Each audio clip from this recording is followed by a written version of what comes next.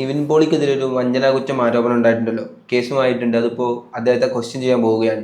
എന്താണ് ആ സംഭവം? അല്ല, അതിലെന്താണെങ്കിലും ഒരു കാര്യം പറയാതിരിക്കാൻ വയ്യ. ഷിബിൽ ഇപ്പോൾ ഈ 420 എന്ന് പറയുന്ന ഒരു ചീറ്റിംഗ് കേസ് അഥവാ വഞ്ചന കേസാണ് ചാർജ് ചെയ്യപ്പെട്ടിട്ടുള്ളത്.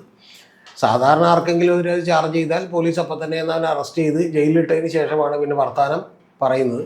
കാരണം ഇടാൻ പറ്റുന്നൊരു വകുപ്പ് കൂടിയാണ്. കാരണം ജാമ്യം കിട്ടില്ല. ജാമ്യം ഒരു ദിവസമെങ്കിലും കിടന്നു കഴിയുമ്പോൾ പിറ്റേ ദിവസം എന്ത് ചെയ്യുള്ളൂ, കിട്ടുള്ളൂ.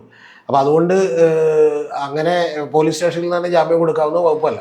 എന്താണെങ്കിലും നിവിൻ പോളിക്കും അതുപോലെ എബ്രിഡ് ഷൈനും ഒക്കെ നോട്ടീസ് കൊടുത്തിട്ടുണ്ട്. അപ്പോൾ പണക്കാരും അതുപോലെ സാമ്പത്തികമുള്ളവരും ഡയറക്ടറൊക്കെ ആണെങ്കിൽ വേറൊരു തരത്തിലായിരിക്കും പോലീസ് ഡീൽ ചെയ്യുക എന്നുള്ളത് നമുക്ക് മനസ്സിലായി. അതെന്തായാലും അത്രയും സന്തോഷം. കാരണം അങ്ങനെ ജയിലിലിടണമെന്നും എനിക്ക് ആഗ്രഹമില്ല. പിന്നെ ഈ കേസ് എന്താണെന്ന് വെച്ചിട്ടുണ്ടെങ്കിൽ ഷിബിൽ, ഈ കേസ് ഷംനാസ് എന്ന് പറയുന്ന ഒരു തലവലപ്പറമ്പുകാരൻ, ഈ നമ്മുടെ എബ്രിഡ് ഷൈൻ്റെയൊക്കെ വീടും അവിടെ അടുത്തായിട്ട് തന്നെയാണ്. തലവലപ്പറമ്പ് ആ ഭാഗത്ത് തന്നെയാണ്. വൈക്കത്തല്ല, തലവലപ്പറമ്പ് ഭാഗത്ത് തന്നെയാണ്. അപ്പോൾ എബ്രിഡ് ഷൈൻ്റെ കേസിൽ ഇവർ ഈ ആക്ഷൻ ഹീറോ ബിജു എന്ന് പറയുന്ന സിനിമയുണ്ടല്ലോ, അതിൻ്റെ 2ാം ഭാഗം എടുക്കുന്നതിന് വേണ്ടി ഇവർ ഈ ഷംനാസ് എന്ന് പറയുന്ന ആളുമായിട്ട് ചേർന്ന് ഒരു നിർമ്മാണം ആരംഭിച്ചു. അപ്പോൾ അദ്ദേഹത്തിനാണ് ഇതിൻ്റെ റൈറ്റ്സ് എല്ലാം തന്നെ എഴുതി കൊടുത്തുകൊണ്ടിരുന്നത്. പക്ഷേ ഇത് കഴിഞ്ഞതിന് ശേഷം ഒരു ബംഗാളിലായിട്ട് ഷൂട്ട് ചെയ്യാൻ പോയപ്പോൾ അവിടെ വെച്ച് ഏതാണ്ട് 11 ദിവസം ഷൂട്ട് കഴിഞ്ഞപ്പോൾ ഇവർ തമ്മിലൊരു തർക്കമുണ്ടായി. അപ്പോൾ ആ തർക്കമുണ്ടായപ്പോൾ നിർമ്മാണ ചെലവുമായി ബന്ധപ്പെട്ടാണ് തർക്കമുണ്ടായത്. അങ്ങനെ തർക്കമുണ്ടായപ്പോൾ ഈ ഷംനാസിനെ ഇവർ അറിയിക്കാതെ ഇവർ വിദേശത്തുള്ള വിതരണാവകാശം വേറൊരാൾക്ക് 5 കോടി രൂപക്ക് വിറ്റു. 5 കോടി രൂപക്ക് വിറ്റു. അപ്പോൾ ഇയാൾ യഥാർത്ഥത്തിൽ ഇതിൻ്റെ എല്ലാ റൈറ്റ്സും ആർക്കാണ്? ഈ ഷംനാസിനാണ്. അപ്പോൾ ഷംനാസിനെ അറിയിക്കാതെ എബ്രിഡ് ഷൈനും നിവിൻ പോളിയും കൂടി ഇത് വിറ്റു. സിനിമാ രംഗത്ത് ഇതൊക്കെ പതിവാണ്. അപ്പോൾ അങ്ങനെ വിറ്റതിന് ശേഷം ഇവർ പലവട്ടം ഈ ഷംനാസ് ഇവരുടെ പുറകെ നടന്നു. നിരവധി തവണ ഈ പറയുന്ന നിവിൻ പോളിയുടെയൊക്കെ ഓഫീസിൽ വന്നു. അപ്പോൾ അത്തരത്തിൽ പല ഓഫീസുകളിലൊക്കെ വന്നപ്പോൾ ഇപ്പോൾ ഏറ്റവും ഒടുവിൽ ഇയാൾ ഓഫീസിൽ കയറരുത് എന്നും പറഞ്ഞ് ഒരു കോടതിയിൽ പരാതി കൊടുക്കുകയും കോടതിയിൽ നിന്നൊരു ഓർഡർ മേടിക്കുകയും ചെയ്തു. അതാണ് ഇപ്പോൾ അദ്ദേഹം കേസുമായിട്ട് മുന്നോട്ട് പോയിട്ടുള്ളത്. പിന്നെ ഇതിൻ്റെ ഒരു പശ്ചാത്തലമുണ്ട്. ആ പശ്ചാത്തലം എന്ന് പറയുന്നത്, ഇപ്പോൾ ഇവൻ്റെ വേറൊരു സിനിമ ഉണ്ടല്ലോ, ഒരു ആരും കാണാതെ പോയൊരു സിനിമയുണ്ട്, മഹാവീരൻ. ആ മഹാവീരൻ എന്ന് പറയുന്ന ഒരു സിനിമ, ആ സിനിമയിൽ പ്രൊഡക്ഷനിൽ എന്തോ പ്രശ്നം വന്നപ്പോഴേക്കും എന്ന് പറഞ്ഞിട്ടുണ്ടെങ്കിൽ ഇവൻ ഈ ഷംനാസിനെ വിളിച്ച് സഹായം അഭ്യർത്ഥിക്കുകയും ഷംനാസ് ഏതാണ്ട് ഒരു 50 ലക്ഷം രൂപ കൊടുക്കുകയും പിന്നീട് അതിൻ്റെ സഹനിർമ്മാണ പങ്കാളിയായിട്ട് ഗൾഫിൽ വെച്ച് നിവിൻ പോളി കണ്ട് സംസാരിച്ചതിൻ്റെയൊക്കെ അടിസ്ഥാനത്തിൽ ഈ ഷംനാസ് മാറുകയൊക്കെ ചെയ്തു. അദ്ദേഹം വേറെ എന്തൊക്കെയോ ബിസിനസ് നടത്തി മര്യാദക്ക് ജീവിച്ചുകൊണ്ടിരുന്ന ഒരാളാണ്. അപ്പോൾ ഇത്തരത്തിലുള്ള സൗഹൃദത്തിൻ്റെ പുറത്ത് ഈ 50 ലക്ഷം രൂപ കൊടുക്കുകയും പിന്നീട് അതിൻ്റെ നിർമ്മാണം തന്നെ ഏറ്റെടുത്തു. കാരണം അല്ലെങ്കിൽ കൊടുത്ത 50 ലക്ഷം കൂടി പോകും എന്നുള്ളതുകൊണ്ട് പിന്നീട് അതിൻ്റെ നിർമ്മാണം തന്നെ ഏറ്റെടുത്തു. അങ്ങനെ സഹപങ്കാളിയായി. അങ്ങനെയാണ് ഈ നിർമ്മാണത്തിലേക്ക് ഷംനാസ് വരുന്നത്. അപ്പോൾ ആക്ഷൻ ഹീറോ ബിജു, അതിൽ കുറേ പണം അദ്ദേഹത്തിന് പോയി. കാരണം മഹാവീരൻ ഗംഭീര വിജയമായിരുന്നല്ലോ. ആ സിനിമകൾ കണ്ടിട്ടുണ്ടോ? കണ്ടിട്ടില്ലെങ്കിൽ മഹാഭാഗ്യം എന്ന് എനിക്ക് പറയാനുള്ളൂ. അപ്പോൾ എന്താണെങ്കിലും ശരി, ആ സിനിമയൊക്കെ പ്രൊഡ്യൂസ് ചെയ്ത പുള്ളിനെ തന്നെ സമ്മതിക്കണം ഷംനാസിന്. അപ്പോൾ അത് പോയി. അത് കഴിഞ്ഞതിന് ശേഷം അപ്പോൾ ആ പണം തിരിച്ചു പിടിക്കാമെന്ന് പറഞ്ഞാണ് ഈ ആക്ഷൻ ഹീറോ ബിജുവിലേക്ക് അദ്ദേഹത്തെ ഇറക്കിയത്. അപ്പോൾ ആ ഇറക്കുന്നതിന് മുമ്പ് തന്നെ ഇദ്ദേഹത്തിന് മറ്റൊരു ഈ മഹാവീരനുമായി ബന്ധപ്പെട്ട ഡീലിൽ തന്നെ ഒരു 95 ലക്ഷം രൂപ കൊടുക്കാൻ എന്ന് ഇവർ സമ്മതിച്ചിരുന്നു, കൊടുക്കാമെന്ന് പറഞ്ഞിരുന്നു. ആ 95 ലക്ഷം രൂപ കൊടുക്കാമെന്ന് പറഞ്ഞത് കൂടാതെ അതിൽ അങ്ങനെ കിട്ടാനുള്ള 95 ലക്ഷത്തിന് കൂടാതെ ഈ 1,90,00,000 രൂപ കൂടി ഇപ്പം ഈ ആക്ഷൻ ഹീറോ ബിജുവിൻ്റെ ചെലവിനായിട്ട് ഇദ്ദേഹം കൊടുത്തു. അപ്പോൾ അതെല്ലാം തന്നെ ഇമെയിലിലൂടെയും അതുപോലെ മറ്റ് ഡിജിറ്റൽ രേഖകളിലൂടെയാണ് കൈമാറിയിട്ടുള്ളത്, എല്ലാ കണക്കുകളും ഒക്കെ തന്നെ. അപ്പോൾ അതിലൊരു 3 ലക്ഷം രൂപയുടെ തന്നെ ഒരു ക്ലാരിറ്റി വേണം എന്ന് പറഞ്ഞു. അങ്ങനെ 3 ലക്ഷം രൂപയുടെ ക്ലാരിറ്റി ഇദ്ദേഹം ചോദിച്ചു. അപ്പോൾ അത് കൊടുക്കാമെന്ന് പറഞ്ഞു. അങ്ങനെ 3 ലക്ഷം രൂപ കൂടി ക്ലാരിറ്റി എന്ത് ചെയ്തു, കൊടുത്തു. അതിന് ശേഷമാണ് ഏതാണ്ട് ഒരു 1.5-2 കൊല്ലമായിട്ട് ഇദ്ദേഹത്തെ ഇങ്ങനെ നടത്തിച്ചുകൊണ്ടിരിക്കുന്നത്. അപ്പോൾ ഏറ്റവും ഒടുവിൽ അതാണ് കൊണ്ട് കേസ് കൊടുത്തിട്ടുള്ളത്.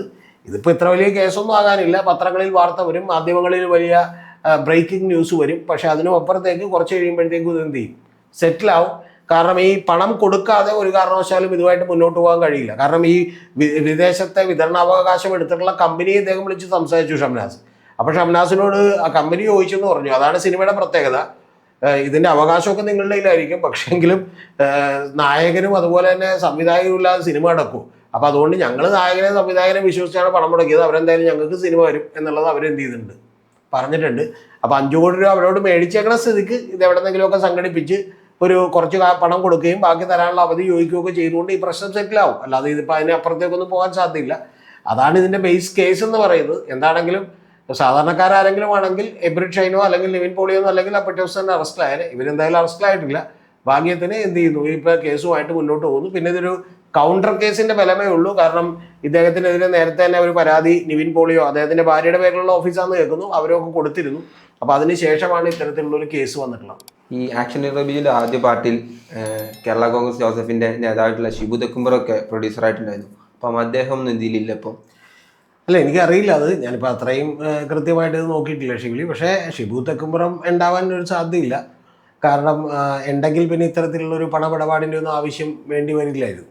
അപ്പോൾ ഷിബു തെക്കുംപുറം ഇത് മാത്രമൊന്നുമില്ല, ഈ ആക്ഷൻ ഹീറോ വിജയ് മാത്രമല്ല, പല സിനിമകളും നിർമ്മിച്ചിട്ടുണ്ടല്ലോ. നമുക്കറിയാം അരയന്നങ്ങളുടെ വീട് മുതൽ പല സിനിമകളൊക്കെ നിർമ്മിച്ചിട്ടുണ്ട്. അദ്ദേഹം ICL ഫിൻകോർപ്പിനൊക്കെ ചെയർമാനാണ്. അപ്പോൾ അദ്ദേഹം കോതമംഗലത്ത് ഇപ്പോൾ കോൺഗ്രസ് UDF വേണ്ടി സ്ഥാനാർത്ഥിയായിരുന്നു കഴിഞ്ഞ തവണ. അടുത്ത തവണയും അദ്ദേഹം തന്നെ ആയിരിക്കും സ്ഥാനാർത്ഥി. അപ്പോൾ അദ്ദേഹം എന്തായാലും ഇതിനകത്തേക്ക് പണമൊന്നും ഇറക്കിയിട്ടില്ല. പിന്നെ ഇതിനകത്തേക്ക് വേറെ ആരൊക്കെ പണം ഇറക്കിയിട്ടുണ്ട് എന്നുള്ളത് നമുക്കറിയില്ല. സിനിമാ രംഗം എന്നൊക്കെ പറയുന്നതിൻ്റെ പിന്നിലെ പ്രശ്നം എന്താണെന്ന് വെച്ചിട്ടുണ്ടെങ്കിൽ ഈ മുൻപിൽ നിന്ന് പണം ഇറക്കുന്നു എന്ന് പറയുന്ന നിർമ്മാതാക്കൾ പോലും ചിലപ്പോൾ യഥാർത്ഥത്തിൽ പണമൊന്നും ഇറക്കിയിട്ടുണ്ടാവില്ല. ഇപ്പോൾ ആൻഡോ ജോസഫ് 100 കോടി രൂപയുടെ സിനിമ എടുക്കുകയാണ്. ഓക്കെ, ആൻഡോ ജോസഫിൻ്റെ 100 കോടി രൂപയില്ലെന്ന് എല്ലാവർക്കും അറിയാം. പക്ഷേ ഈ സുരേഷ് കുമാർ പല സിനിമകളും എടുക്കുന്നുണ്ട്. ഞാൻ പറഞ്ഞേക്കണമെന്ന് വെച്ചിട്ടാണ്. അപ്പോൾ പറഞ്ഞേക്കുന്നത് വെച്ചാൽ ഈ സംഭവം നമുക്ക് അറിയാവുന്നതാണ്. കാരണം അവരൊക്കെ പ്രൊഡ്യൂസർമാരെ ഫ്രണ്ടിലുണ്ടെങ്കിൽ ഒരു ഗുണമുണ്ട്. കാരണം എന്താ വെച്ചിട്ടുണ്ടെങ്കിൽ മറ്റേ ഇപ്പോൾ ചേംബറിൽ നിന്നുള്ള പെർമിഷൻ കിട്ടാനും അതുപോലെ പ്രൊഡ്യൂസേഴ്സ് അസോസിയേഷനിലുള്ള കാര്യം കിട്ടാനും ഒക്കെ ഉണ്ട്.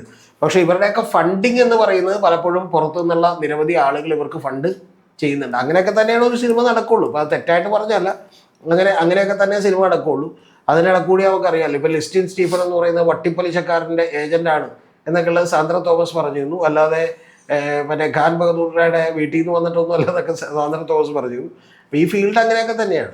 പിന്നെ കഴിഞ്ഞ ദിവസം സാന്ദ്ര മറ്റേ പറതിയിട്ടിട്ടാണ് പ്രൊഡ്യൂസേഴ്സ് അസോസിയേഷനിലൊക്കെ വന്നിട്ടുള്ളത്.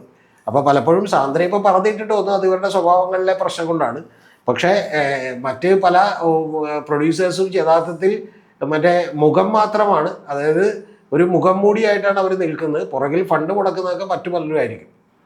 ഇപ്പോൾ ഷിബിലി പറഞ്ഞ ഷിബു തെക്കുംപുറം അദ്ദേഹത്തിൻ്റെ പേരിലൊന്നും അതില്ല. കാരണം അദ്ദേഹം വലിയ ധനാഢ്യനായിട്ടുള്ള ഒരാളാണ്, വലിയ സാമ്പത്തികമുള്ള ഒരാളാണ്. പക്ഷേ മറ്റുള്ള ആളുകളൊന്നും അങ്ങനെ സ്വന്തം കയ്യിൽ നിന്ന് പണം മുടക്കി ഇപ്പോൾ സിനിമ എടുക്കുന്ന ആളുകളല്ല. അതുകൊണ്ടാണ് നഷ്ടപ്പെട്ടാലും അവരൊക്കെ ഈ സിനിമ ഇൻഡസ്ട്രിയിൽ കൂളായിട്ട് നിൽക്കുന്നത്.